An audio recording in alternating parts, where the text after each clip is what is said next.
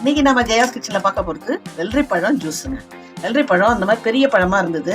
நான் லூஸில் 1 கிலோ வாங்கிட்டு வந்துட்டேன். ஏன்னா பெரிய பழம் ஃபுல்லாக வாங்கி நம்ம ஒன்றும் பண்ண முடியாது. அந்த மாதிரி வாங்கிட்டேன். இதை ஜூஸ் போட்டுடலாம். நம்ம வெட்டிட்டு சுத்தம் அப்படியே கட் பண்ணிவிட்டு இந்த தோலை மட்டும் எடுத்துடணும். கையால் எடுத்தாலே வந்துடுங்க, கத்தியால் எடுக்கணும்னு இல்லை. ஏன்னா நல்லா கனிஞ்ச பழம். அப்படியே எடுத்து இதில் போட்டுக்கலாம் மிக்ஸி ஜாரில்.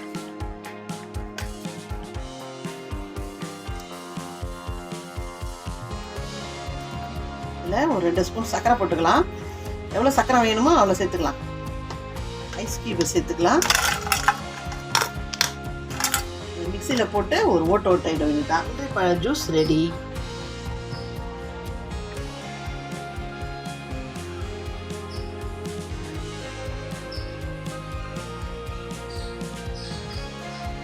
வெள்ளரி பழ ஜூஸ் ரெடி. இது வெயிலுக்கு சூப்பராக இருக்குங்க. சாப்பிட்டு பாருங்கள்.